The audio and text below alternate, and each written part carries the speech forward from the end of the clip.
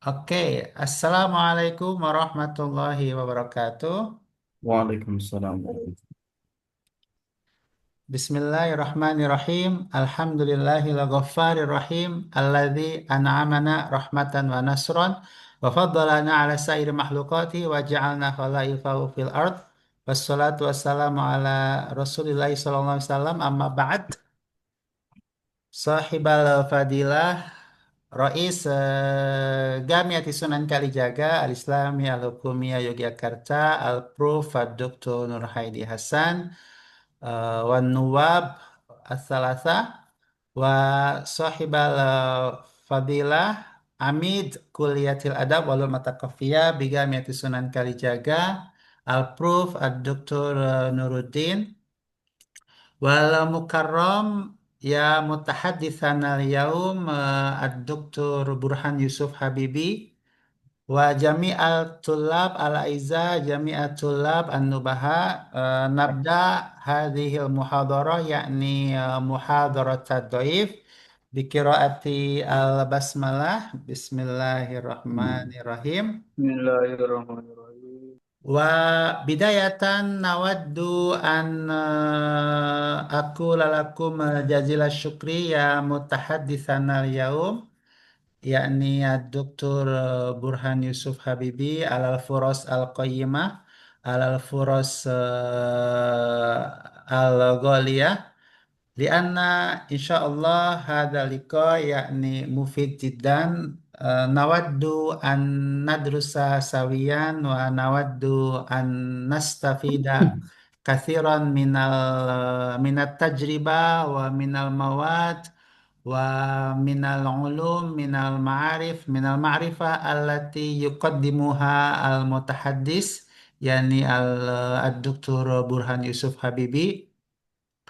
Wa qabla an nahtuwa ila hadhil fursah mungkin faqat urid an aqula lakum jami'an ya ayyuhat tullab ala iza insyaallah hadha liqa nabhas fil umur nabhas fi kitabatil maqalah al ilmiyah allati yumkinuna an nunashiraha fi al majallah al ilmiyah wa awaddu an ukhbirakum jami'an ala anna mutahadditsan al-yaum yakni ad-doktor Muhammad ad-doktor Burhan Yusuf Habibi hadratuhu kana yadrus limarhalati al-lisans fi kisah ta'lim al-lugha al-arabiyyah min Jamiati Wali Songo al-Islami al-Hukumiyah. S1-nya di UIN Wali Songo fi Qisam Ta'lim Al-Lughah Al-Arabiyah di Prodi PBA. Wali marhalati al-magistir hadratuhu kana yadrus fi Qisam Ta'lim Al-Lughah Al-Arabiyah fi Kulliyati Dirasatil Ulia bi Jamiati Sunan Kalijaga Al-Islamiyah Al-Hukumiyah Yogyakarta. S2 beliau itu di PBA di Pasca Sarjana UIN Sunan Kalijaga. Lakin limarhalati ad-doktorah ad-doktor Burhan Yusuf kana yadrus fi Jamiati Qanati Suez bi Ismailiyah fi Gumhuriyati Misra Al-Arabiyah. S3-nya, PSD-nya ambil di Suez Canal University di daerah Ismailiyah fi Janub Misra, sahih? La fi Syamal. Ismailiyah itu di Mesir sana. Syamal Oh, Syamal. Syamal ah, Syamal Misro. Syamal Gharb. Oh, Syamal Gorb. Oh, sorry. S3-nya di Suez Canal University, Figamiati Konati Suez, fi Syamal Gorb, Misro. Lakin minal jami'ah allati indahu allati jaudatuha aliyah. Suez Canal University merupakan salah satu universitas yang terkemuka di Mesir. Mungkin dengan beberapa universitas terkemuka juga di Mesir seperti Ainus Shams, Al-Azhar, Cairo University, Alexandria University dan sebagainya. Mungkin lihadil fursa nawaddu an nastafida minkum kita pengen belajar banyak, sharing pengalaman dari Antum, Ustadz, dari pengalaman Dr. Burhan Yusuf terkait bagaimana sih bisa publikasi karena beliau juga merupakan editor in chief di jurnal Lisania di UIN Salatiga ya, Sinta 2 ya. High level ya, high class ya, Sinta 2 Lisania merupakan Sinta 2 yang mana Sinta 2 itu Jaudatuha Aliyah, high level. Taib lauridu an utila kalami wa tiku mafsali tukhbir au li tuqaddim li tu'allimana at-tajribah al-qayyimah haula kitabatil maqalah al-ilmiyah wa nashriha fi al-majalah ad-dawliyah atau fil majalah al-hukmiyah lakin rubbama yumkinukum an tuqaddim al-mawad baina lugatain baina lughah al-arabiyyah wal lughah al-indonesia kama ta'lam ala anna tullab indana mungkin mazal fi dirasah idan arjukum an tuqaddimal mawad باللغتين يعني الإندونيسية والعربية تفضل أستاذ طيب صوت واضح أستاذ؟ أجل الحمد الصوت لله. واضح طيب لأن هنا سينزل المطر. صحيح تفضل أستاذ Assalamualaikum warahmatullahi wabarakatuh. Waalaikumsalam warahmatullahi Waalaikumsalam warahmatullahi wabarakatuh. wabarakatuh. الله وبركاته. Alhamdulillah, alhamdulillahilladzi anzalal Qur'ana bilisanin Arabiyyin mubin ala تاني rasulihil amin sayyidina maulana Muhammadin arsalahu rahmatan lil alamin wa ala alihi wa ashabihi ajma'in. Amma ba'd, ma'ali rais Qismil Lughatil Arabiyyah wa Adabiha lil marhalatil majistir Bijami Sunan Kalijaga al-Islamil Hukumiyah, Akhil Aziz, Akhil Karim, Ustadz Andi, Dr. Andi Khalilullah, wa قليلا. at-tullab wa talibat al-ahibba, yasurruni wa yus'iduni fi hadha an-naharil mubarak. Hadha syarafun li bi ad-da'wah al-karimah min akhi al-karim Andi Khalilullah li an akuna ma'akum jami'an في هذا المجلس مجلس زوم في هذا النهار ليس إلا لتقديم بعض المواد وتجربتي في كتابة المقالة العلمية أو في إدارة المجلة العلمية المحكمة. Baik, ini pakai bahasa campuran ya Ustadz Andi ya. Tapi saya husnudzon, indah husnudzon nih, indah husnudzon nih أنكم جميعا طبعا يعني فاهمين باللغة العربية جيدا لأنكم في قسم اللغة العربية وأدبها karena semua di prodi bahasa dan sastra Arab saya tetap husnudzon semuanya pasti sudah paham bahasa Arab gitu. Baik, sebelum saya mulai sebenarnya tidak perlu banyak berteori sebenarnya kalau masalah tulis menulis itu. Sebenarnya saya ingin mengatakan saya tunggu saja tulisannya gitu. Secara langsung saja, ini mahasiswa-mahasiswa Dr. Andi, saya tunggu tulisannya untuk disubmit di jurnal Lisania di UIN Salatiga.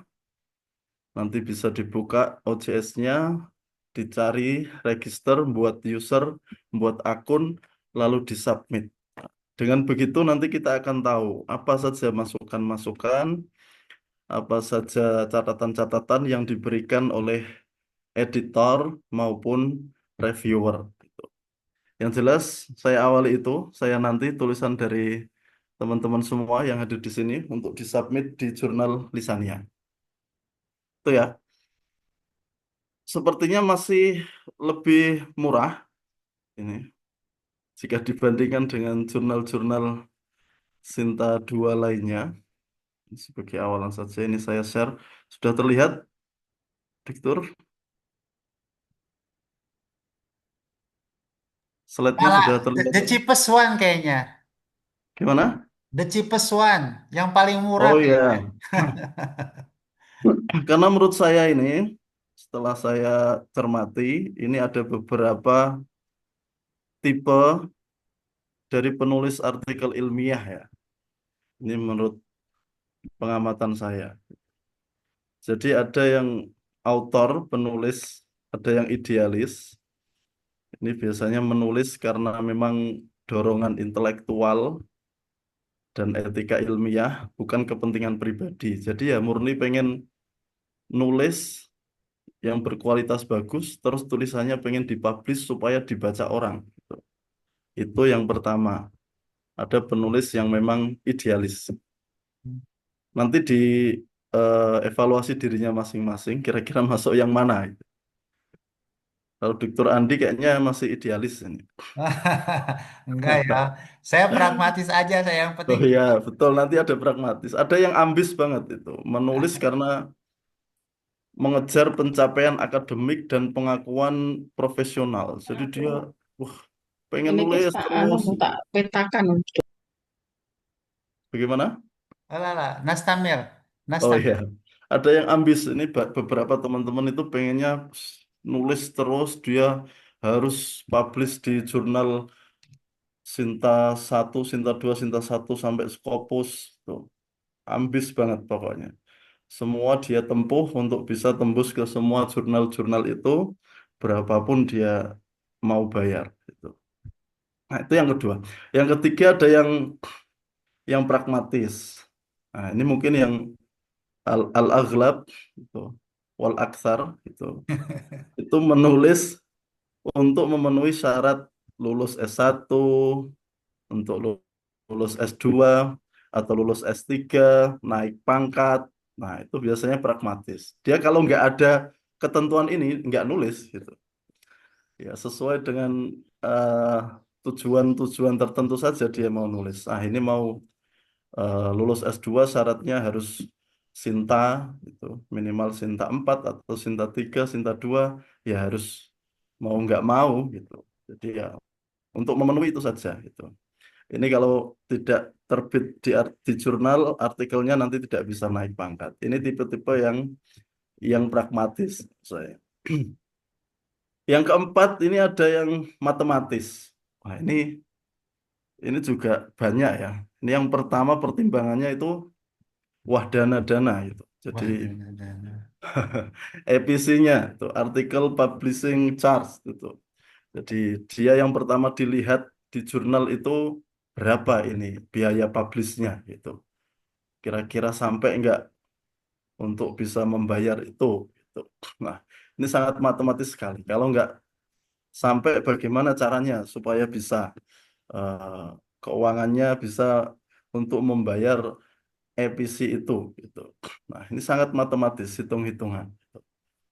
Apalagi sekarang Sinta 2 itu rata-rata sudah 2 juta ke atas itu kan untuk membayarnya itu. Kalau lisannya yang saya Oh, kelola saat ini masih 1,5. Tahun ini mungkin belum naik 2000 ini masih 2025 ya. 2026 sepertinya belum naik juga. Nah, maka ditunggu ini artikel teman-teman itu mumpung belum naik. Mungkin tahun berikutnya bisa jadi naik gitu. waduh, berarti harus cepet-cepet ini. Oke, itu yang keempat. Yang kelima ini yang agak ceriwis. Ini ada penulis yang memang banyak tanya, itu sukanya japri editor in chief gitu. Padahal baru saja submit, itu langsung pengen ada jawaban saat itu juga gitu. Nah, gimana kelanjutan artikel saya? Padahal baru aja submit. Ada pemberitahuan di email bahwa nama ini baru saja melakukan submit dengan judul ini. Itu dia langsung WA, ini saya sudah submit di jurnal Lisania, ini kira-kira keputusannya bagaimana? Loh, ini baru submit kok sudah minta keputusan. belum dijawab nanti dia akan tanya lagi banyak hal itu. Bahkan beberapa, mohon maaf, artikelnya kurang berbobot, tapi malah banyak tanya. Tapi juga beberapa karena tuntutan tadi, faktor pragmatis, dia harus saat itu juga misalnya saya sudah harus segera ada LOA gitu, Letter of Acceptance, Al-Muwafaqah itu, penerimaan dari pengelola jurnal, maka harus segera ini harus segera dan seterusnya. Itu ada tipe yang serius. Saya kira ini pengalaman ya, saya sebagai editor in chief ketika mengelola jurnal, terutama yang Sinta 2. Baik, kita mulai dari kembali ke awal lagi. Kira-kira masuk ke mana itu, Pak Andi? Pragmatis saja atau yang lain juga? Ah, sometime pragmatis, sometime Oh, idealis, sometime ambis. otomatis. Ya, campur-campur Tapi sih, tidak cerewet ya. tapi asal jangan cerewet. Baik, kita lanjutkan. Ini rata-rata mahasiswanya Gen Z atau Gen apa ini? Gen Z kayaknya ya, Gen Z Gen ya. Z. Mahasiswanya Nah, rata-rata Gen Z sih. karena Gen Z ini kita kasih quote-quote sedikit lah ya tentang menulis bahwa Alkitabah hayah wal kalamu mautun. Ini qaul Arabi. Fasautuka qad yadhi wa hurufuka khalidalil abad. Bahwa tulisan itu adalah kehidupan, ini tasbih ya, dan ucapan itu seperti kematian. Karena suara kita bisa jadi hilang kalau kita hanya menyampaikan seperti ini, mungkin bisa jadi akan hilang. Tapi sekarang ada menu record ya, bisa di-record, mungkin tidak hilang. Tapi kalau tulisan itu mungkin akan kholidah lil abad, gitu. Akan bisa abadi selamanya. Maka ini sudah sering mungkin dibaca oleh teman-teman, kata Pramudia Anantatur, orang boleh pandai setinggi langit, tapi selama ia tidak menulis, ia akan hilang di dalam masyarakat dan dari sejarah. Ini bisa di screenshot nanti dijadikan story ya. Berikutnya, imma antak tuba syai'an yastahiqul qiraah au antaf ala syai'an yastahiqul kitabah. Itu kata Benjamin Franklin ini, tapi dalam bahasa Arab. Nah, ada dua opsi. Yang pertama, kita menulis sesuatu yang layak untuk dibaca, atau kita membuat karya, melakukan sesuatu yang layak untuk ditulis. Gitu. Jadi bisa jadi kita menulis sesuatu yang layak untuk dibaca, atau kita sikap-sikap kita, perilaku kita, nah, itu bisa jadi inspirasi orang untuk ditulis. Artinya kita tidak menjadi orang yang sembarangan untuk bisa ditulis oleh orang lain kan. Itu ditulis dalam arti sirah kita, gitu. Maka ungkapan ini sangat mewakili. Imma an taktuba syai'an yastahiqul qiraah au an taf'ala syai'an yastahiqul kitabah. Nah, ini juga menarik. Jika kamu ingin mengenal dunia, maka membacalah, Iqra. Namun jika kamu ingin dikenal dunia, maka menulislah. Dengan menulis, kita bisa dikenal dunia. Melalui tulisan artikel misalnya, tulisan kita bisa dibaca oleh siapapun sekarang di belahan dunia manapun.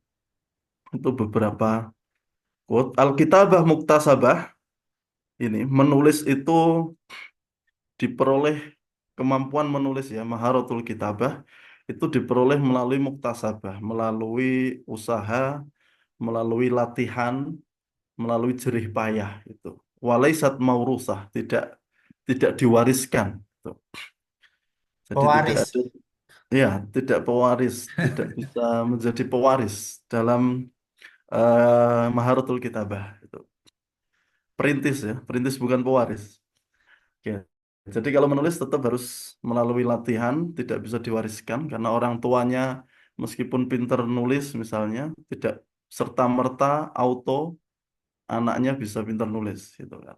Nah, maka ini yang wajib, yang penting, kun qori'an qabla an takuna katiban.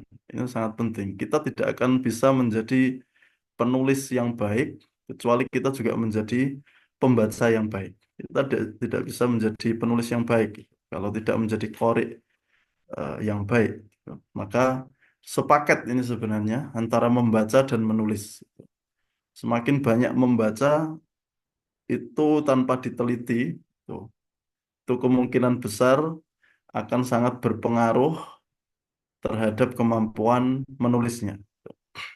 Nah, ini beberapa quotes, tuh, hikam, akwal an ahammiyati al-kitabah atau maharatil kitabah. Ini juga ini teoritis saja beberapa asbab wa ahamiyah nasril maqalat al-ilmiyah fil majallatil ilmiyatil muhakkamah. Ada beberapa sebab, motif maupun urgensi kenapa kita harus mempublish nashr. Nashr itu kan bahasa Arab. Bahasa Inggrisnya apa ini? Share, nashr, share, mirip-mirip. Nashr al-maqalat al-ilmiyah fil majallatil ilmiyah. Yang pertama, nashr nataijil bahsil ilmi. Tentu saja motif pertama atau kenapa kita mempublish tulisan kita, tujuannya tentu saja yang pertama untuk men-share atau mempublish hasil-hasil dari penelitian ilmiah yang kita lakukan. Eh, Kalau ada istilahnya publish or perish gitu kan. Jadi tulisan kalau nggak dipublish ya dia tidak akan bermakna apa-apa gitu. Maka hasil riset itu ya tujuannya untuk biar kita nasher, untuk kita publish supaya dibaca oleh orang lain. Yang kedua, al-musyarakah wal musahamah fi tatwiril ma'rifatil ilmiyah. Kita musyarakah, berpartisipasi ya, wal musahamah dan berkontribusi dalam mengembangkan ilmu pengetahuan.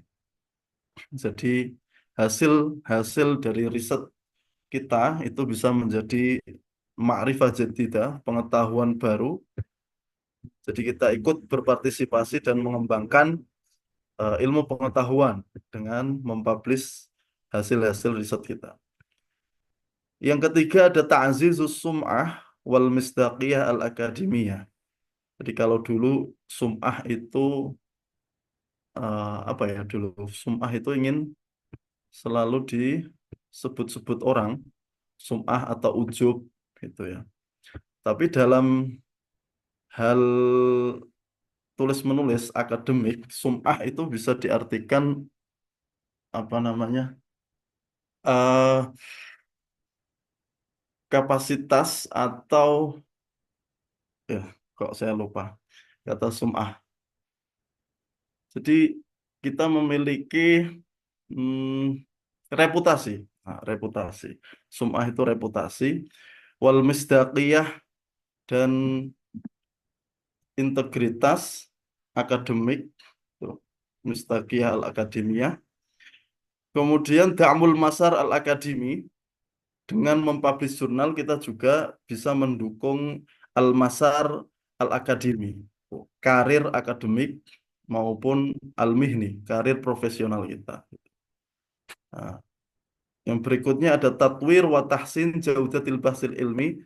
Dengan publish kita akan mengembangkan dan memperbaiki kualitas penelitian ilmiah kita.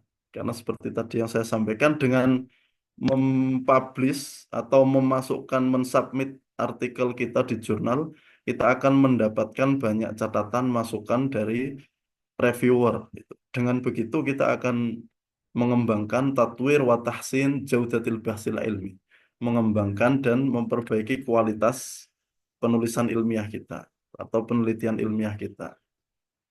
Mana yang masih kurang. Berikutnya ini juga penting, bina syabakatit ta'awun al-ilmi. Baik mahallian levelnya, al-mustawa al-mahalli atau al-mustawa ad-dawli gitu. Jadi membangun jaringan syabakat itu, membangun jaringan kolaborasi ilmiah, ta'awun, kolaborasi. Baik itu tingkat lokal maupun tingkat internasional. Baik tingkat nasional maupun tingkat internasional. Jadi dengan kita mempublish jurnal kita, itu secara otomatis kita nanti akan terikat oleh jaringan-jaringan ilmiah, maka tidak jarang seperti Dr. Andi ini sudah banyak jaringannya di mana-mana, di berbagai belahan dunia. Ini di antaranya pasti karena publish jurnal, karena menulis, ini juga menjadi sarana kita untuk membangun jejaring kolaborasi ilmiah, baik nasional maupun internasional. Seperti di lisannya sendiri, jurnal yang saya kelola, ini sering sekali juga tiba-tiba dihubungi oleh beberapa penulis dari negara lain, gitu. Dari kemarin ada dari Syria, ngemail juga ke jurnalisania, atau bahkan kadang ngemail ke alamat email yang kita cantumkan di artikel yang kita tulis. Karena kadang orang juga pasti akan mencari eh, sumber-sumber yang sesuai dengan tulisan yang mau kita tulis. Misalnya kemarin saya nulis disertasi, nulis risalah doktorah, itu ada satu tulisan yang ingin saya ketahui lebih jauh data-datanya, maka saya menghubungi email yang tertera di situ, di artikel ilmiah itu, yang sebenarnya itu adalah risalah magistir, tesis di Saudi. Akhirnya saya menghubungi penulisnya itu secara langsung, saya kontak, kemudian dia memberikan risalah magistirnya, tesisnya kepada saya untuk bisa menjadi salah satu rujukan dalam saya menulis risalah doktorah. Jadi memang dengan tulisan ini bisa membuat suatu syabakah gitu kan, jejaring dalam kolaborasi ilmiah. Yang terakhir tentu saja dengan publish, nashr al-maqalat al-ilmiyah fil majallatil ilmiyatil muhakkamah, itu akan ziyadatul asar al-ijtimai wal muassasi, akan menambah dampak sosial maupun institusional bagi lembaga-lembaga eh, pendidikan atau institusi yang kita berafiliasi di situ. Dengan adanya nasrul maqalat al-ilmiyah fil majallatil ilmiyah akan menambah tuh, dampak impact ya, impact faktor ke instansi atau afiliasi yang kita berada di situ. Ini beberapa hal, ini bahasa Indonesianya ya. Nah, kalau dalam proses publikasi artikel ilmiah, ini prosesnya ya. Yang pertama tentu saja, mungkin teman-teman semua sudah pernah untuk mensubmit tulisannya di beberapa jurnal. Yang pertama dari autor, tentu saja dia akan menyesuaikan dengan template. Yang pertama harus, saya kira sekarang hampir semua kalau yang masuk di jurnal kami di Lisania itu rata-rata sudah sesuai template. Jadi dia sudah mengambil template yang ada di OJS atau laman website jurnal kami, kemudian dia menyesuaikan itu. Nah, itu karena akan menambah apa ya, daya tarik dari editor untuk melihat oh ini sudah sesuai dengan template. Karena kalau belum sesuai dengan template pasti nanti akan diminta untuk menyesuaikan dengan template. Jadi kalau menjadi penulis yang pastinya yang pertama kita harus mengambil template dari jurnal yang kita tuju untuk untuk submit ke sana. Dan kita sesuaikan sesuai template yang diminta gitu. Supaya tidak banyak editing nanti gitu. Nah, setelah itu tentu saja untuk register di menu register login lalu submit. Nah, setelah submit nanti akan biasanya disampaikan kepada editor, kalau di lusannya sekalian juga kepada reviewer nanti, supaya tidak eh, nanti dikirimkannya ke penulis itu sudah ada catatan editor sekaligus reviewer gitu, supaya bahasanya nanti diedit juga. Nah, tata tulis atau gaya selingkungnya. Nah, sesuai pengalaman, ini saya hanya berbagi pengalaman di jurnalisania, karena kami itu menerima jurnal yang berbahasa Inggris dan berbahasa Arab saja, tidak bahasa Indonesia ya. Nah, selama ini kami masih kesulitan mendapatkan artikel berbahasa Arab yang bagus. Karena rata-rata yang masuk itu sudah berbahasa Inggris. Tuh. Mungkin kalau bahasa Inggris banyak perangkatnya ya, ada Grammarly, bahkan sekarang ada AI dan lain sebagainya, mungkin untuk mengecek tulisan lebih mudah. Karena kalau bahasa Arab mungkin kan belum ada Nahwuli atau Sorofli gitu ya, Ustadz Andi ya. Maka eh, beberapa penulis jadi tidak memilih menulis dalam bahasa Arab, tapi menulis dalam bahasa Inggris, gitu. Padahal kalau di Lisania sendiri, justru peluangnya akan besar kalau ada penulis yang mengirimkan artikel berbahasa Arab. Sudah jarang yang mengirimkan berbahasa Arab. Kalaupun ada, ini mohon maaf, kualitas ya bahasa Arabnya memang tulisannya masih banyak yang perlu direvisi. Nah, maka mungkin itu juga yang menjadi faktor beberapa jurnal sekarang sudah full bahasa Inggris. Sebenarnya kalau saya sendiri di jurnal Lisania itu masih ingin mempertahankan ada slot artikel yang berbahasa Arab yang kita publish gitu. Tidak semuanya Inggris. Eh, Rasa-rasanya itu masih gimana gitu kan. Masa jurnal isinya tentang bahasa Arab tapi semuanya ditulis dalam bahasa Inggris. Mungkin karena mau nyekopus atau internasionalisasi gitu kan jadinya eh, semuanya berbahasa Inggris. Tapi memang kenyataannya jarang, masih sedikit itu tulisan-tulisan artikel yang berbahasa Arab dengan kualitas bahasa Arab yang sudah oke itu.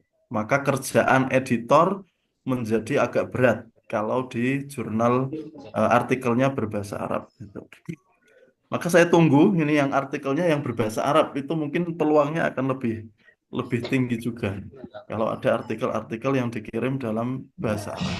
Ya. Selanjutnya nanti akan juga ada catatan dari reviewer.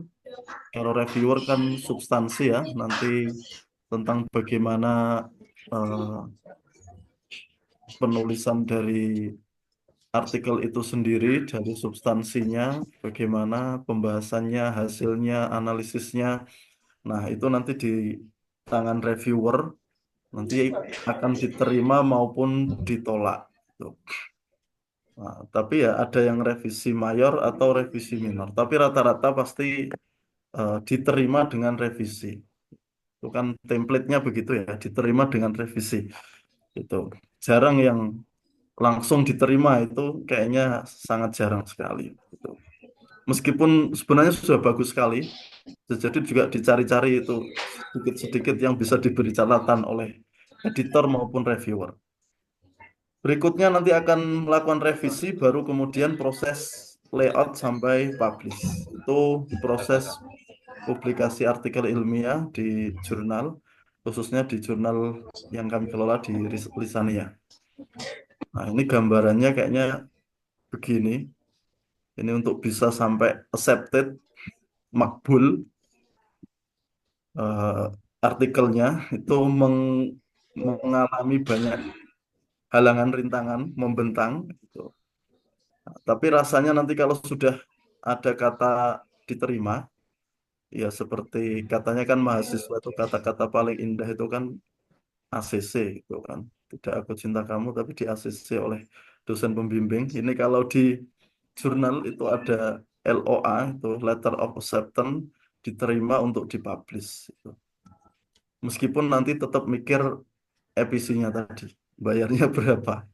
Tapi rasanya kalau diterima ada kepuasan tersendiri karena sudah mengalami banyak rintangan dalam menulis sampai proses publish. Tuh. Ini sudah tadi ya. Nah, pertimbangan apa sih sebenarnya dari editor dan reviewer dalam menerima artikel ilmiah kita ketika sudah submit itu apa yang paling dipertimbangkan untuk bisa kemudian accepted atau rejected gitu, makbul atau marfud. Nah, yang pertama kesesuaian topik gitu, kesesuaian topik atau scope bahasan maudhu gitu, sesuai dengan jurnal. Maka kalau jurnal Lisania yang saya kelola sendiri memang dia Journal of Arabic Education and Literature. Jadi bisa pendidikan bahasa Arab, bisa sastra Arab. bisa juga ilmu bahasa Arab. Jadi kan itu ya biasanya pendidikan, sastra ataupun linguistiknya. Nah, untuk di jurnal kami di perincian fokus and scope-nya itu sudah kami rinci dan itu semuanya bisa masuk gitu ke jurnal kami. Lalu kebaruan dan kontribusi, tuh, kebaruannya mesti yang dilihat ini novelty itu kata-kata yang sering disampaikan dalam dunia jurnal atau bahasa Arabnya itu al-jiddah, al-jadid itu. Kebaruannya apa itu yang berbeda dari sebelumnya. Kalau sudah melihat dari temanya ini sudah menarik itu baru dilihat bawah-bawahnya itu.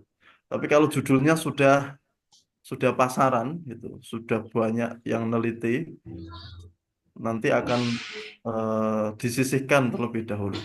Jadi pertama memang dari judul itu akan dilihat kebaruan dan kira-kira nanti kontribusinya ini akan mengisi celah-celah yang belum diisi peneliti lain atau sudah banyak yang mengisi.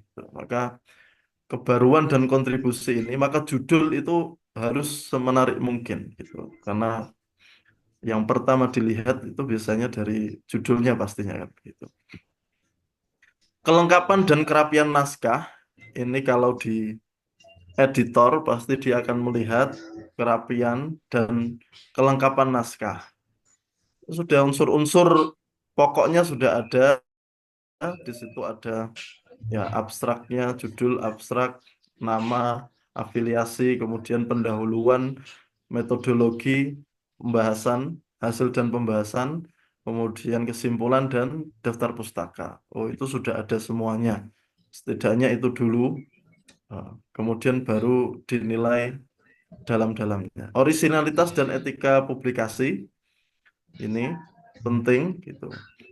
Seberapa orisinal gitu jurnal yang atau artikel yang dikirim. Sekarang kan tidak hanya ada plagiarism checker atau Turnitin, tapi juga ada AI detektor. Gitu. Sekarang ada alat untuk mendeteksi berapa persen tulisan ini menggunakan AI. Gitu. Maka originalitas dan etika publikasi menjadi pertimbangan juga oleh editor maupun reviewer. Kebenaran dan ketepatan bahasa ini menjadi penting. Seperti kemarin itu ada reviewer yang mengeluh ke saya, Pak ini sebenarnya lumayan bagus, idenya bagus, topiknya menarik, belum banyak yang membahas, tapi bahasanya amburadul, gitu. Bahasanya kacau. Gitu. Nah, jadi misalnya paragraf itu baru 2 kalimat, itu belum ada 3 kalimat, ini belum ada kalimat inti dan kalimat penunjang. Nah, sepertinya menjadi pertimbangan juga, pastinya menjadi pertimbangan juga ini bahasa, kebenaran dan ketepatan bahasa. Maka pastikan kalau teman-teman nanti mau ngirim naskahnya, bahasanya sudah baik gitu. Bahasanya sudah baik, baik bahasa Arab maupun bahasa Inggris. Gitu. Ya, bisa dengan berbagai alat aplikasi untuk memperbaiki itu juga ada, atau bisa meminta bantuan ke teman lain. Dan mungkin kita lemah, beberapa yang fokus bahasa Arab ini lemah di bahasa Inggris, tapi karena mau nggak mau harus publish dengan jurnal dengan artikel berbahasa Inggris, jadi beberapa nekat gitu diterjemahkan lewat berbagai alat penerjemahan, lalu langsung dikirim gitu. Nah, itu beberapa kalau dibaca oleh orang, sentuhan manusia, itu, tidak sentuhan alat itu beberapa masih jauh dari siak-siak konteksnya dan seterusnya. Maka kebenaran dan ketepatan bahasa dalam mempublish naskah kita menjadi pertimbangan bagi editor maupun reviewer. Sistematika dan ketersinambungan logika berpikir. Ini juga sangat penting. At-tasalsul al-mantiqi istilahnya itu. Jadi ketersambungan logika berpikir antar paragraf itu. Paragraf pertama, kedua di pendahuluan itu harus ada ketersambungan, ketersinambungan. Kadang itu jauh gitu antara paragraf 1 dan 2 itu tidak ada ungkapan yang bisa membuat keduanya saling berkaitan, saling bersambung gitu. Jadi ide-idenya itu beberapa terputus antara satu paragraf dengan paragraf lain gitu. Nah, nanti kalau di mata kuliah dulu, saya ngajar mata kuliah Insya juga itu ada beberapa ungkapan untuk menyambungkan paragraf, antar paragraf, untuk menyimpulkan, untuk macam-macam. Nanti bisa minta diajari Dr. Andi ya, untuk sistematika dan ketersinambungan logika berpikir. Ini menjadi penting karena supaya runtut tulisan itu dibacanya menjadi enak tuh, dari pendahuluan, kemudian ke metodologi, nyambung, sampai nanti hasilnya tentu saja nyambung. Termasuk yang paling penting, misalnya di pendahuluan tujuan penelitiannya ada berapa. Nah, itu yang ada di Nataij, di hasil penelitiannya ya sub subjudulnya ya sesuai dengan tasaulatul bahas atau research questionnya. Ada berapa ahdafnya, ada berapa tujuan penelitiannya, yaitu subbabnya sesuai dengan tujuan itu. Itu itu lebih mudah melihat bahwa naskah itu, tulisan itu nyambung secara logika, ketersinambungannya terjaga. Jadi antara tujuan di pendahuluan sampai kemudian hasilnya itu kan menjawab tujuan tadi.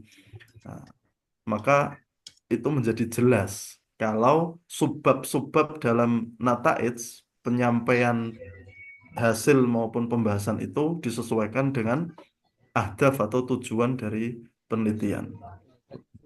Nah, ini ada beberapa unsur yang harus diperhatikan. Saya kira semuanya sudah familiar ini. Tadi cakupan tema dari jurnal.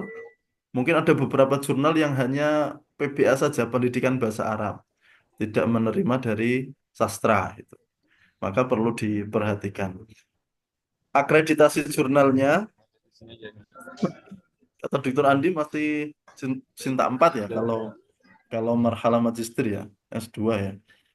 Iya, syarat minimumnya Sinta 4 untuk publikasi. Ah, oke, nanti bisa dicek di Sinta. Kalau S-nya sudah S4, S3, S2, S1 itu berarti sudah bisa menjadi syarat itu. Oke. Semakin sedikit S-nya semakin bagus kualitasnya. Oke. Selanjutnya author guideline, ini pedoman penulisan. Nah, ini penting untuk mengetahui apa saja unsur yang harus ada dalam artikel, kemudian jumlah kata, ini juga penting. Banyak yang ngirim artikel itu ada sampai 30 halaman misalnya, 27 halaman. Itu lebih dari 7.000 kata. Nah, ini menjadi penting di author guideline kita akan tahu berapa jumlah kata misalnya yang dimau oleh jurnal itu, maksimalnya berapa. Kalau 7.000 ya di bawah itu gitu. Nah, atau maksimal 7.000.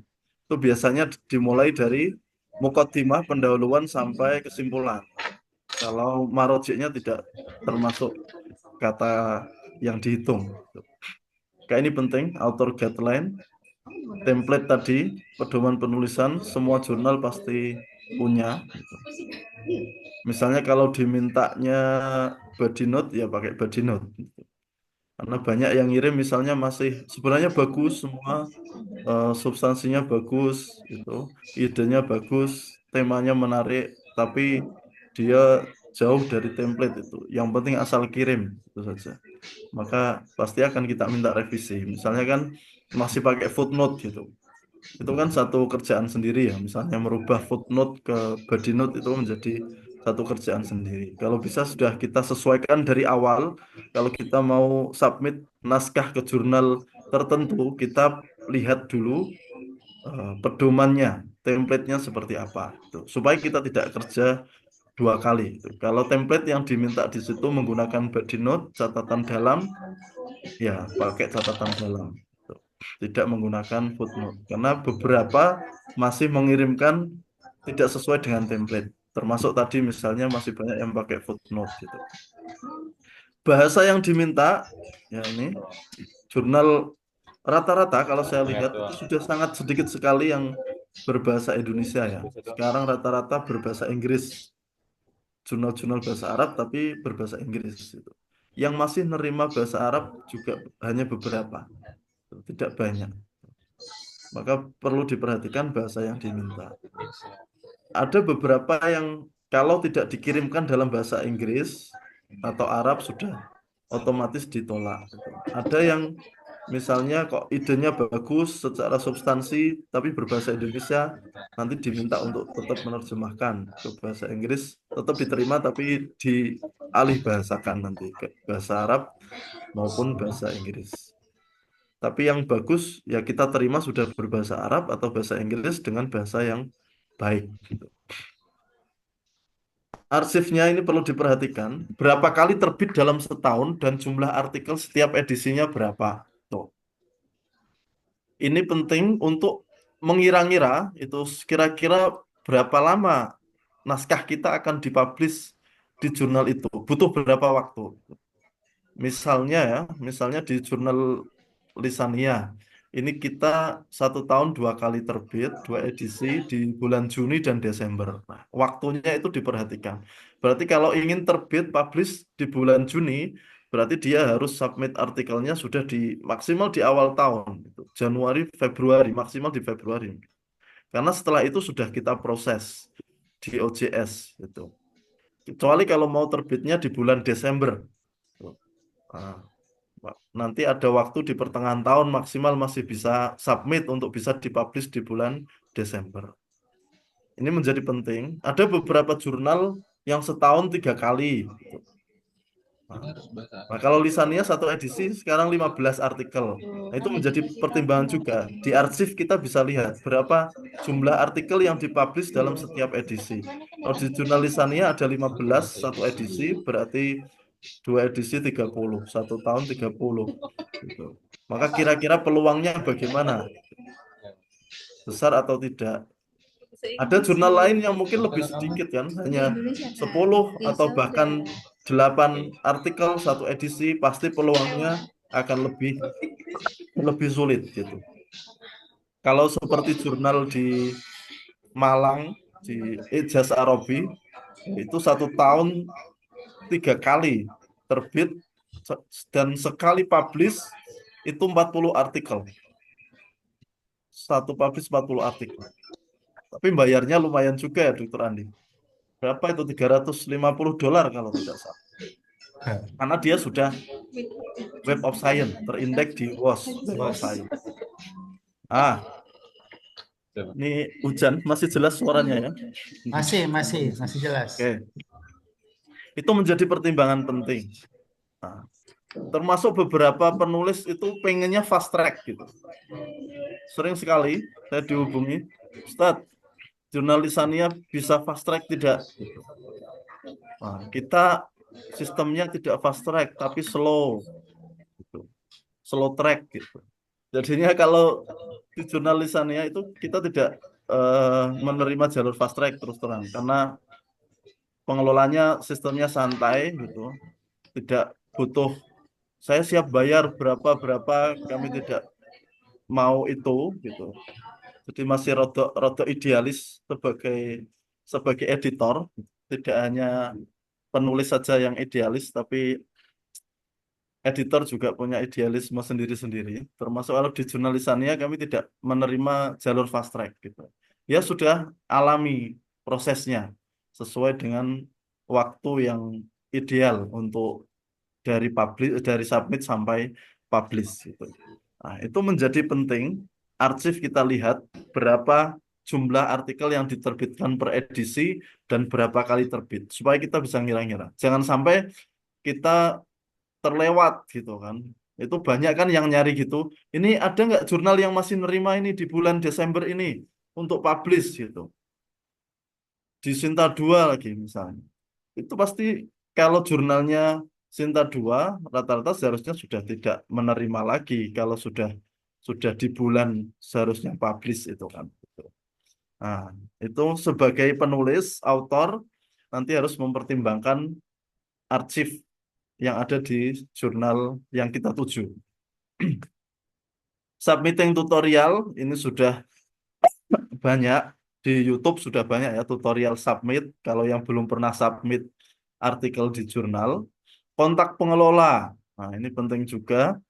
Biasanya pengelola beberapa mencantumkan di OJS-nya masing-masing, rata-rata hanya email saja, atau ada yang juga mencantumkan WA-nya gitu. Sebenarnya ada motif sendiri, ini dari perspektif editor ya. Kita hanya mencantumkan email, supaya kalau email itu ya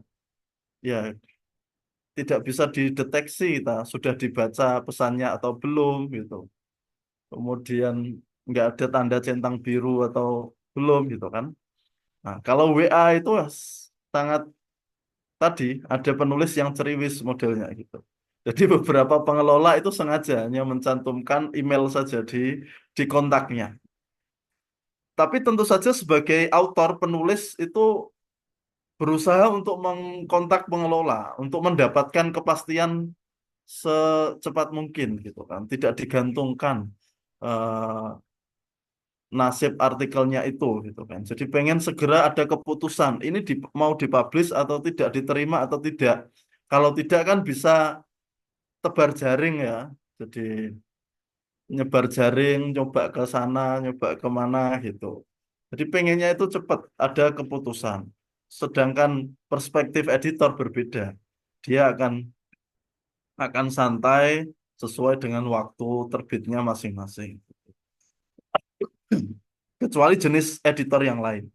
Karena editor yang lain tidak semuanya idealis gitu. Ada yang matematis juga. Seperti seperti author, editor ada yang matematis juga. Nah, ini biaya publikasi pastinya menjadi pertimbangan sendiri. Bisa dengan kolaborasi. Nanti teman-teman BSA, mahasiswa bisa kolaborasi dengan dosennya, dengan Pak Andi misalnya. Nanti minta dibayari saja sama Pak Andi. Ini berhasil publish gitu. Siap. Karena menjadi pertimbangan pasti biaya publikasi. Oke, itu tentang beberapa pengalaman dalam dalam mengelola jurnal. Ini sampai jam berapa, Dokter Andi? Um, Usahakan. oke. Fil asas baki al waqt 5 دقائق. Oh, 5 menit. Oke, gak apa-apa. Itu intinya pokoknya saya tunggu tulisannya gitu saja. Ini landasan menulis artikel saya kira sudah sering disampaikan yang teoritis-teoritis. Eh, yang pasti kita mulai dari jurnal, nabda minal majallatil ilmiyah wa nantahi bi al majallatil ilmiyah. Kita mulai dari jurnal dan berakhir di jurnal. Untuk apa? Menemukan gagasan tema bobot kebaruan, urgensi dan kemutahiran gagasan, pemahaman metode atau pendekatan. Kuncinya tadi harus membaca memang. Untuk menjadi penulis yang baik memang harus menjadi pembaca yang baik. Kita tidak mungkin dapat ide yang bagus kecuali dengan membaca tulisan-tulisan sebelumnya yang sudah dipublish. Untuk mencari referensi dan literatur yang relevan, bersandar pada referensi yang bereputasi, ini juga pasti diminta oleh editor jurnal, mayoritas kutipan dari jurnal, utamanya yang bereputasi. Jumlah referensi minimal ada yang 20, ada yang 25 sampai 30 judul, bahkan lebih gitu. Jadi kalau kurang dari 20 misalnya, pasti diminta untuk menambahkan referensi. Mayoritas usia referensi tidak lebih dari 10 tahun, mayoritasnya. Ya, tidak harus semua, tapi rata-rata mayoritas itu 10 tahun terakhir. Kemudian kita menggunakan pengutipan otomatis seperti Mendeley ataupun Zotero. Tentu semua kebanyakan sudah familiar dengan ini, supaya ada konsistensi penulisan. Ya. Yang terakhir, ini hindari pelanggaran etika ilmiah, ada fabrikasi data, pabrik membuat-buat data, ada falsifikasi data, kita mengubah data sesuai keinginan dan kesimpulan yang ingin kita ambil. Padahal tidak begitu sebenarnya datanya. Tapi kita ubah supaya sesuai dengan kesimpulan yang mau kita ambil. Yang paling berat tentu saja plagiasi, karena menjiplak gagasan atau karya orang lain lalu kita akui sebagai karya kita sendiri. Gitu. Ada yang mengatakan itu as-sariqah al-ilmiyah, gitu. Pencurian ilmiah. Gitu. Nah, itu landasan dalam menulis artikel jurnal. Ini sedikit ya, tambahan sedikit untuk menemukan maudhu'ul bahsi. Ini bisorohah.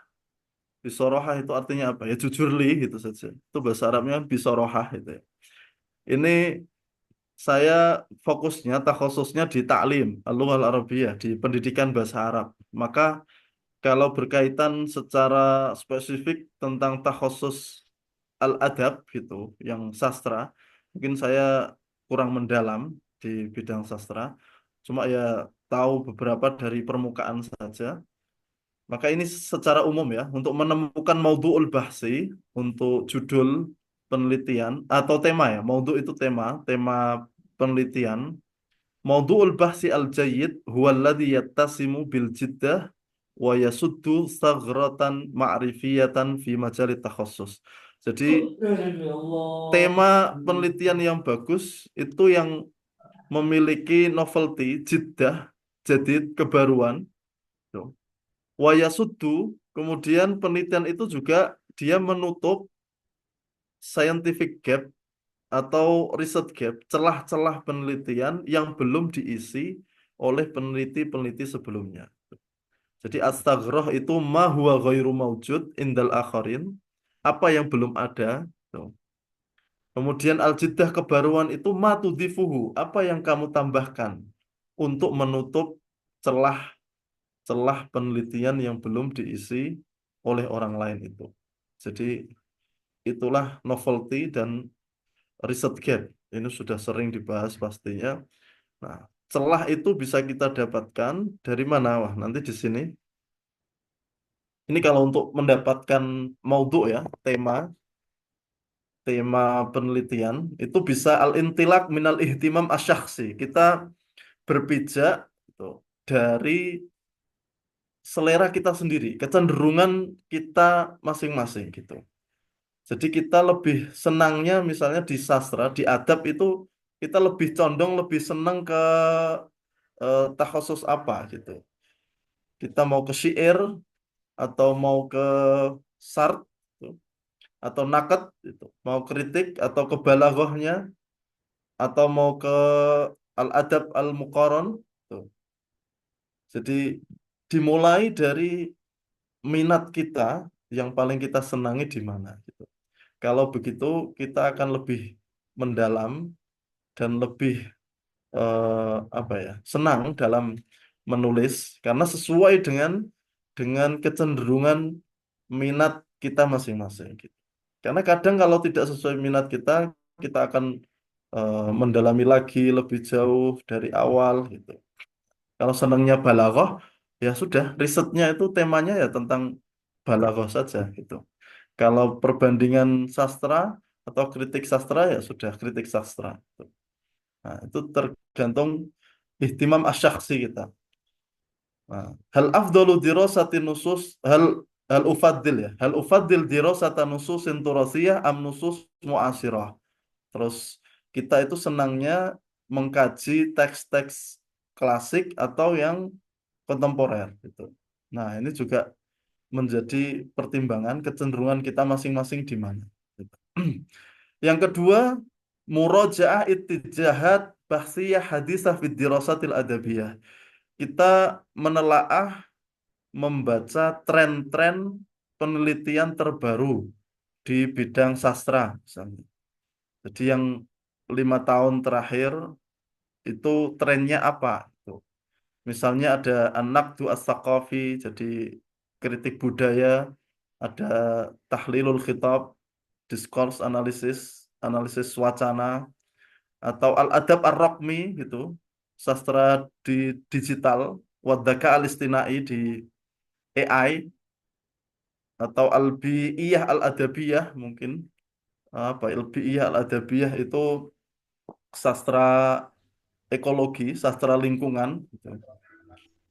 Nah, atau al-antropologi al-adabiyah atau an-naqdu an-nisawi gitu.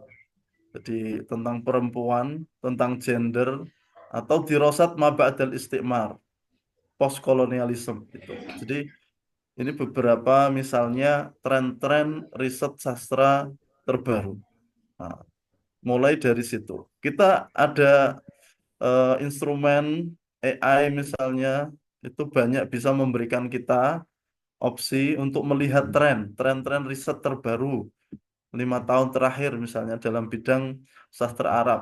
Nanti dia bisa memberikan eh, apa namanya tabel atau memberikan diagram yang terkait dengan tren-tren ini. Gitu. Kemudian kita mengaitkan al-maudhu biqadhiyatin mu'asirah dengan isu-isu kontemporer. Misalnya tentang apa sastra al-adab wal ittisal al-hadari, sastra dan komunikasi budaya, as-surah as-saqafiyah lil akhar fil adab. Jadi gambaran budaya orang lain di dalam menggambarkan budaya orang lain di dalam karya sastra. Nah, mungkin banyak lagi tentu saja isu-isu kontemporer dalam dunia sastra Arab. Juga damju takhasusain au aksar. Jadi mengintegrasikan dua disiplin ilmu atau interdisiplin itu menjadi tema yang menarik. Al-adab wa ilmun nafsi misalnya, sastra dan psikologi. Al-adab wa ilmun istima, sastra dan ilmu sosial. Al-adab wal i'lam wal ittisal, sastra dan apa komunikasi dan informasi itu. Al-adab wal falsafah, al-adab wa dirosat as-saqafiyah, adab dan kajian-kajian budaya. Ini beberapa jawanib, beberapa sisi yang mungkin bisa untuk membantu kita menemukan novelty dalam penelitian sastra. Yang pertama, kebaruan itu bisa didapat dari al-maudhu, dari tema yang kita angkat. Nah, dirosah nas au katib qalilil bahsi. Kita meneliti objek yang kita kaji itu teks atau kitab yang masih jarang diteliti oleh orang lain atau bahkan belum diteliti. Teman saya yang sastra di Kanal Suez kemarin yang hampir bareng dengan saya lulusnya, masuknya juga bareng. Dia memang takhususnya di adab, itu meneliti tentang diwannya eh, Pak Abdullah bin Nuh, orang Bogor yang menulis syair-syair itu berbahasa Arab dan bagus itu. Beliau punya diwan itu. Nah, teman saya itu dia punya diwannya itu lengkap gitu. Bahkan beberapa buku karya Abdullah bin Nuh itu berbahasa Arab itu juga banyak gitu. Tidak hanya diwan itu. Nah, mungkin dengan menemukan nas teks-teks kitab-kitab diwan-diwan terbaru itu menjadi tema yang menarik untuk diangkat gitu. Nah, i'adatu dirasatin nasin masyhur, kembali meneliti eh, teks-teks naskah-naskah yang sudah populer, lakin min zawiyah ghairi taklidiyah, tapi mengambil dari angle yang berbeda, angle yang tidak biasanya. Itu juga menjadi bagus. Tatbik mafahim hadisah ala nusus qadimah awil aks, menerapkan konsep-konsep modern terhadap teks-teks kuno atau sebaliknya. Menerapkan konsep-konsep eh, yang lama terhadap teks-teks modern. Kan ada itu yang balaghah, balaghah yang eh, lama dengan balaghah yang baru, ilmu balaghah yang baru gitu.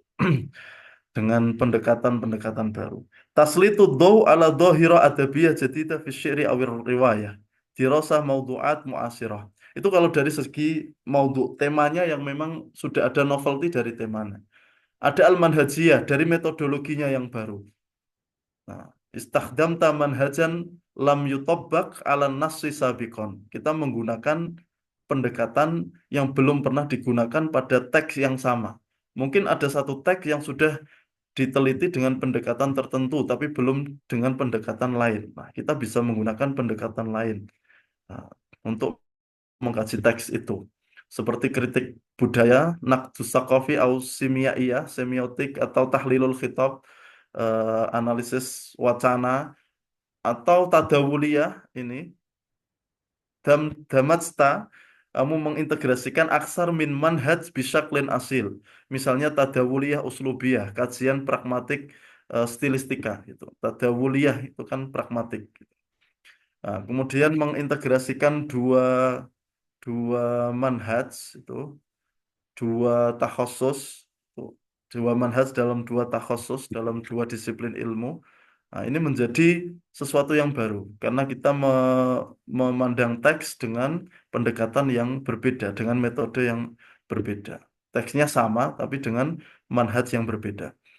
Istakhdam ta'adawat raqmiyah atau tahlil lughawi hasubi fi dirasati nassin adabiyyin. Jadi menggunakan adawat, adawat itu instrumen-instrumen raqmiyah digital. Jadi bahasa Arabnya digital itu raqmi ya. Karena kan dari angka-angka kode-kode coding itu. Nah, jadi instrumen-instrumen digital atau menganalisis bahasa secara komputer, menggunakan komputer, ini berapa kali diakhiri dengan huruf ro, misalnya berapa kali. Nah, itu kan juga ada kajian sastra seperti itu ya. Mengkaji kofiah misalnya, atau mengkaji akhir dari setiap bait-bait itu bisa diteliti secara statistik dengan platform-platform digital atau adawat rokmiyah tadi. Zawiyatun nadhar, jadi sudut pandang seperti tadi ya.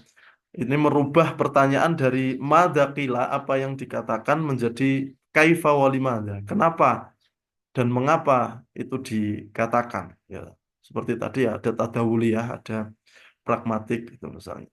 Majmu'atun nusus, jadi yang kebaruannya juga bisa berasal dari korpus atau ya teks naskah yang kita teliti gitu. Itu juga menjadi kebaruan seperti tadi yang saya ceritakan.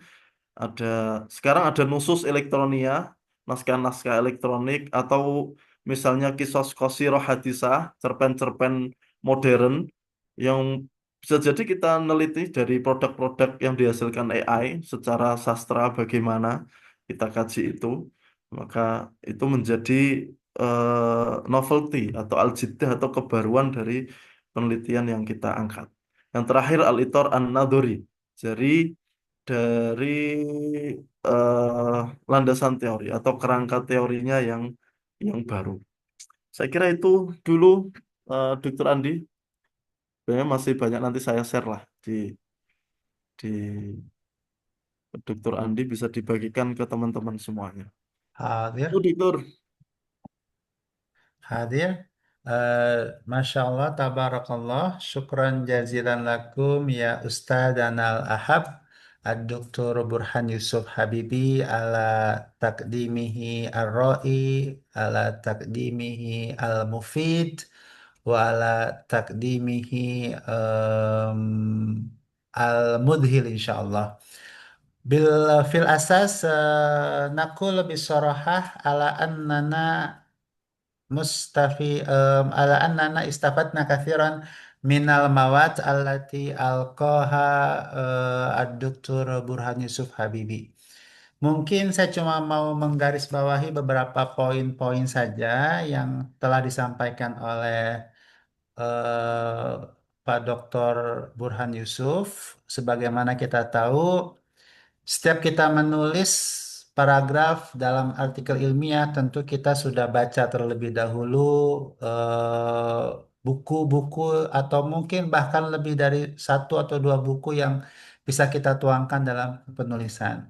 Dan kita juga bisa mengemas tulisan kita sebaik mungkin agar kita mungkin tujuan daripada tipe-tipe yang submit artikel itu mungkin diantaranya tadi yang sudah disampaikan ada bersifat idealis, ada bersifat pragmatis, ada matematis dan sebagainya. Mungkin li ba'dil ahyan kita kadang bersifat pragmatis, tapi li ba'dil ahyan juga mungkin kita juga bisa bersifat idealis agar kita tidak selamanya condong bersifat pragmatis seperti itu.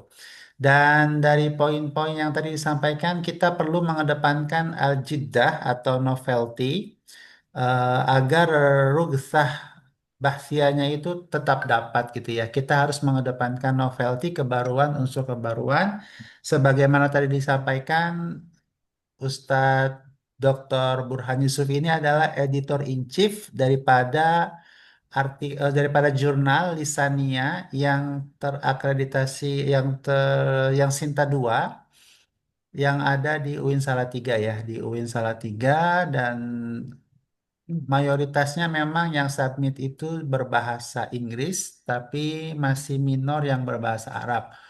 Mungkin di syarat munakosah untuk tingkat S2 ada yang namanya syarat publikasi yang mungkin untuk saat ini memang masih minimal Sinta 4.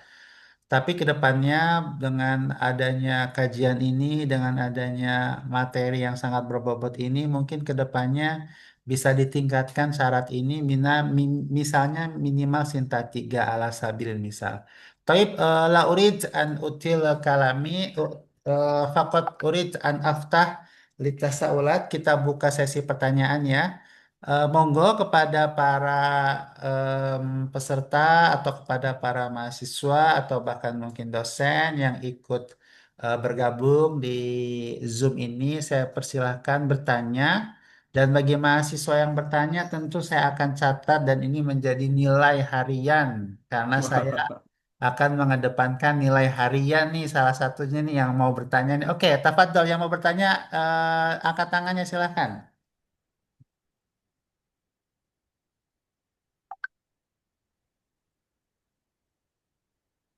Bisa Siapa yang dibuka mute-nya langsung berbicara saja mungkin Ustaz Andi. Oh ya, oh tuh Nadine. Oke Nadine, silakan Nadine. Nadine mau bertanya. Nah, Ustadz, Tafadholi Nadine, tafadholi bisual. sebelumnya perkenalkan nama saya Nadine Adelia Bila. Oke, Saya dari Nadine, kira-kira Nadine, oke, mungkin terima kasih Nadine.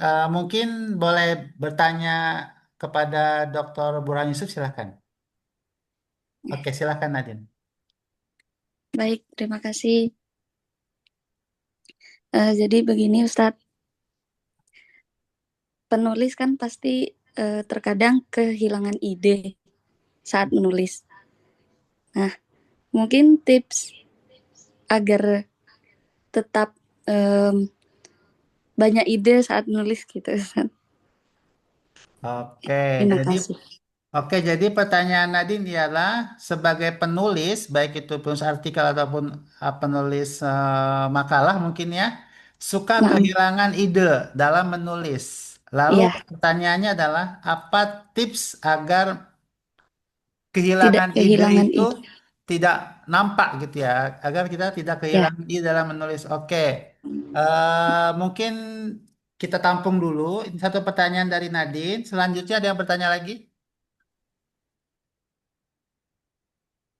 Oke, Zara, silakan sebutkan nama lengkap dan pertanyaannya Zara. Baik, terima kasih. Jadi perkenalkan saya Nur Sofia Zara, biasanya dipanggil Zara. Oke, Eh, pertanyaannya. jadi langsung saja ya. Di sini karena posisi saya alumni dari Magister Bahasa dan Sastra Arab. Jadi saya ingin menanyakan terkait eh, jadi ada satu kasus mungkin dari alumni-alumni Bahasa dan Sastra Arab ketika mau apply beasiswa. Contohnya mungkin seperti LPDP. Nah, LPDP itu kan biasa kita akan ditanyakan apa kontribusi penelitian atau proposal penelitian kita, mungkin disertasi atau tesis eh, ke Indonesia, seperti itu. Nah, untuk mengaitkan, ini kan kalau misalnya kita penelitiannya sastra Arab ya, mungkin tadi bisa pakai ekologi sastra atau postkolonial atau gender segala macam. Otomatis biasa kan kita ambil objek materialnya adalah karya-karya sastra yang dimana kalau kita penelitian itu otomatis yang kita gali adalah bagaimana struktur sosial di dunia Arab segala macam. Nah, ketika itu mau kita tarik untuk memperlihatkan bagaimana kontribusinya ke Indonesia, kadang ada pertanyaan apakah apple to apple untuk melihat kondisi di Arab itu untuk kita sesuaikan dengan kondisi yang ada di Indonesia seperti itu. Jadi ini semacam dilema untuk biasa para alumni yang mau apply beasiswa ketika mau ditanyakan bagaimana kontribusinya terhadap Indonesia selain apabila ketika dia nanti lulus terus mau jadi dosen yang dimana keilmuannya nanti bisa dipakai untuk mahasiswa-mahasiswa di bidang sastra Arab nanti seperti itu. Mungkin hanya itu saja. Terima kasih.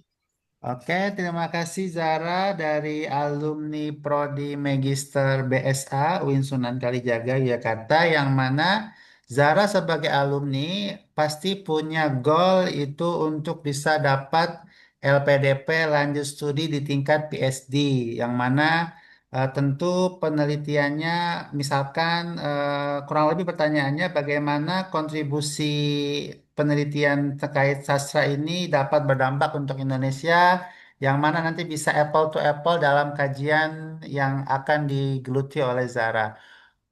Mungkin bisa langsung dijawab, Pak Dr. Yusuf Habibi, silahkan.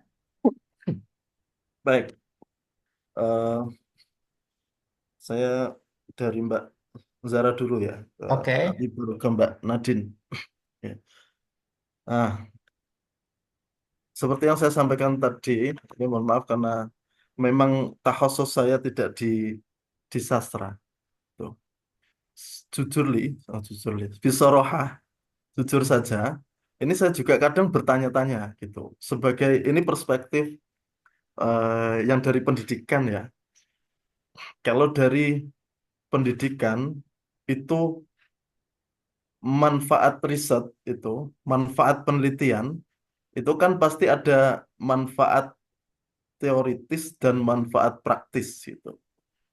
Dalam skripsi ataupun tesis riset bahasa Arab itu pasti ada manfaat teoritis maupun nadhari maupun amali gitu, secara teoritis maupun secara praktis. Nah, kalau dalam dunia pendidikan memang lebih mudah kan mengetahui kontribusi apa tuh, yang akan diberikan oleh hasil dari riset yang sedang kita lakukan. Tuh. Maka nanti kan di akhir itu ada tausiat waktu rohat itu kalau di riset-riset risalah di negara-negara Arab nanti harus menyampaikan ada salah satu subbab nanti di bagian akhir namanya at-tausiyat wal iqtirohat. Jadi semacam rekomendasi maupun tausiat. Jadi apa yang bisa diberikan dari penelitian ini gitu, untuk penelitian setelahnya atau secara amali tadi, secara praktis apa iktirohat, kontribusi yang bisa diberikan oleh penelitian ini terhadap dunia pendidikan misalnya. Nah, saya sendiri bertanya-tanya itu, makanya kalau sastra ini apa ya dampak yang amalinya itu, yang praktis yang bisa langsung menyentuh terlihat. Karena kan sastra kan tadi seperti yang disampaikan objeknya misalnya novel-novel dari negara-negara Arab gitu. Padahal kalau novel-novel Arab di Indonesia kan jarang ya. Nah, berarti yang dikaji objeknya tadi, objek materialnya biasanya pasti dari karya-karya berbahasa Arab. Maka saya belum bisa eh, mengaitkan itu ketika ditanya tentang kontribusi dalam hal sastra. Kecuali sastra atau objek materialnya itu mungkin dari karya-karya sastra yang ada di Indonesia ya. Seperti tadi yang di riset teman saya itu tentang karya Abdullah bin Nuh. Dia memang orang Indonesia yang membuat puisi-puisi tentang Indonesia, gitu. Misalnya tentang Yogyakarta, tentang Bogor, tentang Bandung. Dia tulis puisinya dalam bahasa bahasa Indonesia. Kan tidak bisa ya hanya sebatas ini memperkaya khazanah keilmuan, kesastraan itu kan.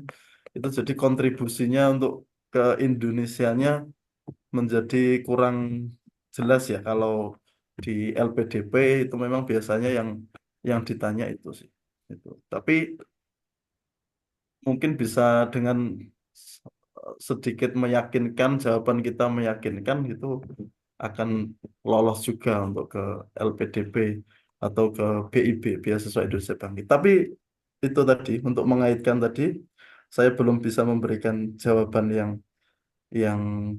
yang pasti, yang tepat karena takhususnya berbeda. Dan saya masih memandang kadang begitu. Ini mungkin pandangan agak kurang baik. Ini sebenarnya neliti neliti apa riwayah, neliti novel ini kontribusinya apa? Terus mau apa kalau sudah diteliti begitu itu mau buat apa gitu. Kadang ada berpikiran seperti itu. Mungkin itu yang harus dijawab ya oleh dosen-dosen sastra gitu, dosen-dosen sastra sehingga nanti bisa menjawab kontribusi realnya untuk hasil dari riset-riset sastra.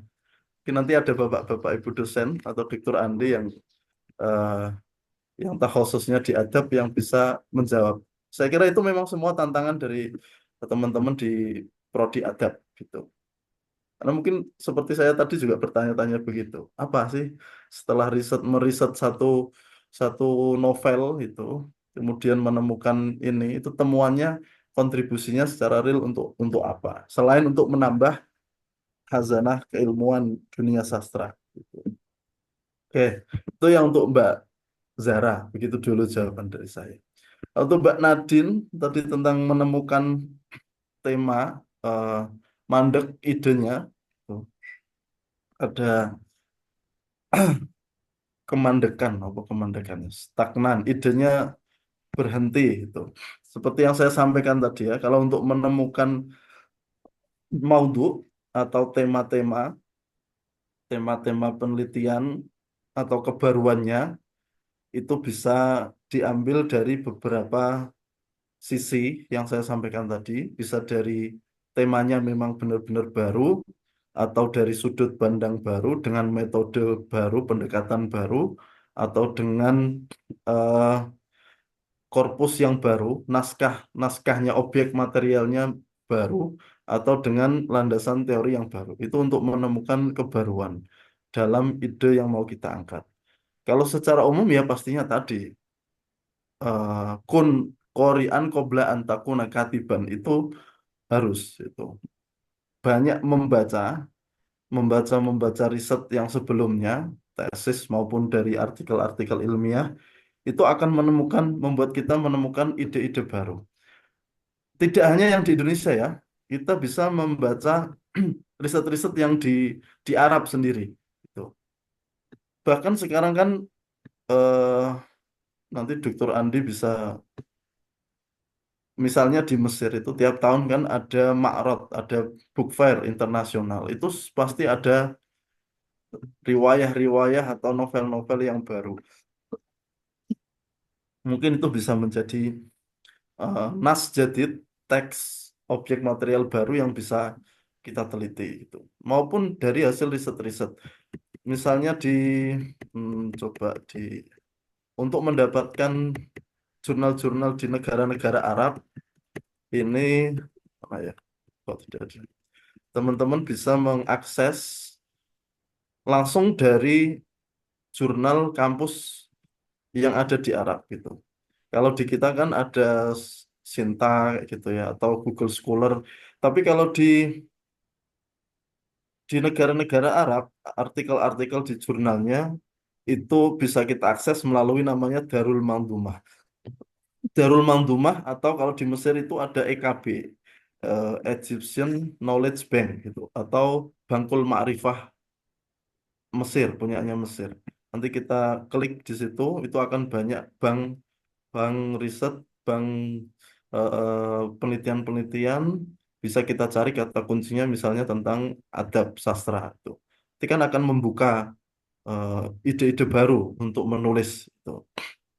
Nah, selain itu beberapa tapi itu tidak open access beberapa jurnal yang di situ beberapa tidak open access, tidak bisa kita akses secara terbuka bebas, harus kayak membuat akun terlebih dahulu baru bisa masuk.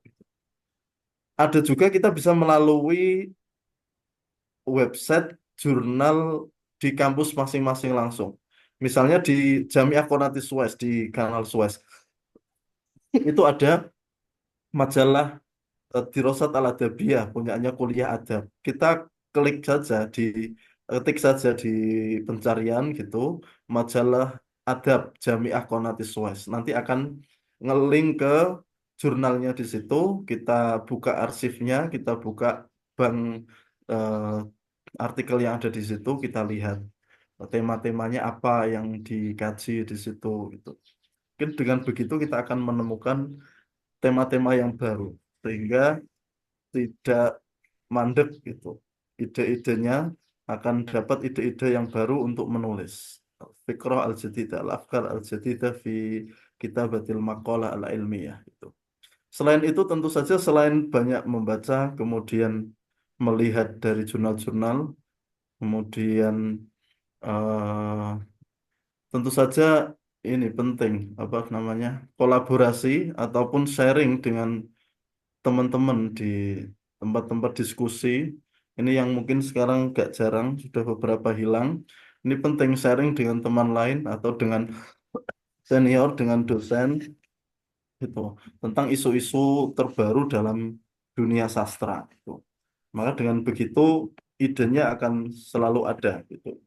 Kalau mentok di diri kita sendiri, mungkin kita perlu punya komunitas, punya partner, punya sharing, punya teman sharing untuk membahas tentang qadhiyah jadidah, isu-isu terbaru di dunia sastra Arab. Dengan begitu akan dapat ide-ide baru, ide-ide yang berkembang yang bisa kita jadikan sebagai tema riset kita. Itu mungkin sedikit dari saya. Baik, terima kasih, Ustaz. Oh, oke, ada penanya lagi. Oke, the last ya, pertanyaan pertanyaan terakhir ya. Ahmad Zakaria silahkan. Langsung Hmm. saja pertanyaannya. Ya, Assalamualaikum. Saya Ahmad Zakaria. Oke, langsung. Saya Ya, bertanya ahlan. yang tadi kan disebutkan apa menunggu dari jurnal bahasa Arab yang lebih banyak adalah bahasa Inggris gitu kan. Ya, Lalu apa saja kriteria dari jurnal bahasa Arab yang baik sehingga bisa diterima di jurnal lisaniyah seperti itu, Dokter. oke. Terima kasih. Baik. Nah, Dr. Andi, mubasyarah. Oke, Mubasyarah silahkan, Jadi, Ustaz. saya langsung tanggapi ya pertanyaan dari Mas Ahmad Zakaria, pertanyaan yang bagus. Tentu saja secara substansi, Mas Zakaria, secara substansi sama. Kriteria jurnal secara substansi mau berbahasa Arab, berbahasa Inggris, ataupun bahasa Indonesia, secara substansi dia sama. Kebaruannya, terus kemudian ide-ide gagasannya, komponen-komponen yang harus ada dalam pendahuluan, misalnya dalam pembahasan, seberapa dalam pembahasan analisisnya, itu sama, semua mau berbahasa apapun. Nah, maka yang saya maksud dalam jurnal bahasa Arab itu rata-rata ya, selain substansinya, kalau substansi tadi mungkin substansinya kurang, tapi bahasanya juga amburadul tadi, kacau bahasanya gitu. Bahasa itu ya pasti dari kaidah nahwiyahnya, dari sorfiyahnya, dari kaidahnya, dari ungkapan-ungkapannya, tarokibnya, ibarat-ibaratnya, uslub-uslub gaya bahasanya, itu banyak yang hanya copy paste dari Google Translate misalnya, atau dari eh, alat-alat penerjemahan.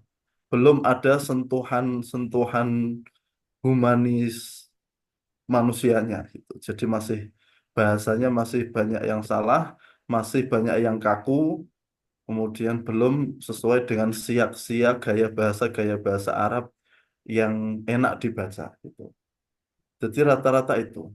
Selain dari substansinya, kalau substansi sama ya, kalau bahasa apapun kalau substansinya nggak bagus juga tetap tidak diterima. Maka kalau bahasa Arab dia harus substansinya oke, dia juga tata tulisnya bahasanya juga bagus. Gitu. Itu yang akan kami terima. Gitu. Kalau bahasa Arabnya bagus, substansinya kurang bagus, mungkin bisa juga kita minta revisi. Atau sebaliknya, substansinya bagus, tapi bahasa Arabnya kurang bagus, itu juga bisa diterima dengan revisi. Tapi kalau dua-duanya bahasanya, banyak itu yang bahasanya kurang bagus, tata tulisnya kurang bagus, uslubnya kurang bagus, substansinya pun kurang bagus. Maka itu akan berat. Dan rata-rata yang ngirim Arab, ini mohon maaf, itu banyak yang begitu. Hanya yang dia banyak mengutip-ngutip kutipan-kutipan semua. Itu tidak ada analisisnya misalnya. Maka itu menjadi pertimbangan bagi kita untuk menerima atau menolaknya. Kalau bahasa Inggris kan tadi tertolong oleh beberapa alat ya, Grammarly, tuh, dengan.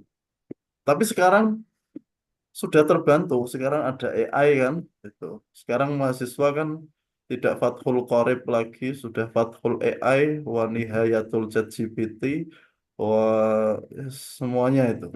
Kitab-kitabnya jadi itu.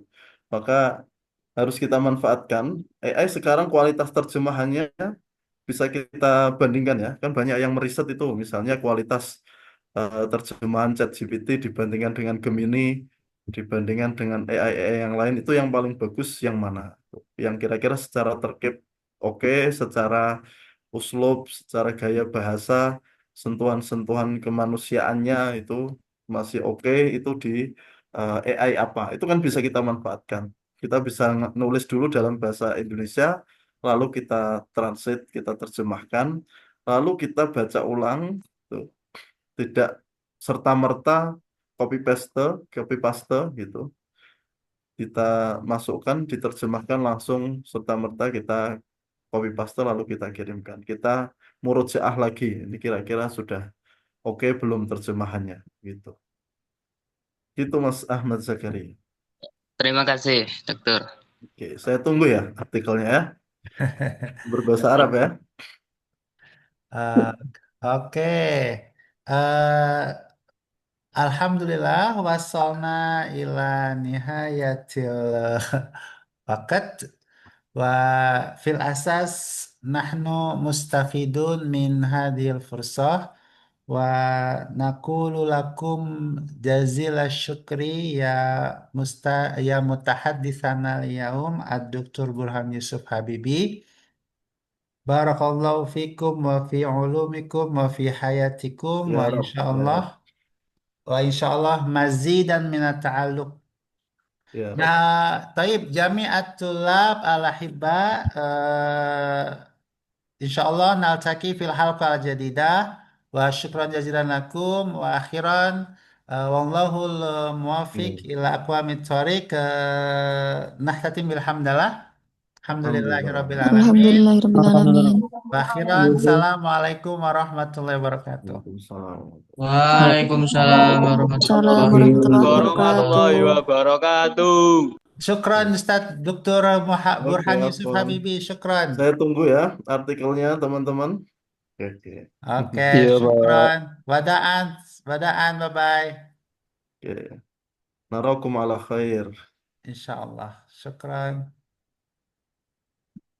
Nastasmihukum li iglaqil. Kapan-kapan disambung lagi ke Jogja insya Allah Ustaz Andi. Oke, siap. Siap. Atau teman-teman ke Salatiga juga boleh. Iya, Salatiga kota yang indah. Siap, Pak. Oke, terima kasih Ustadz.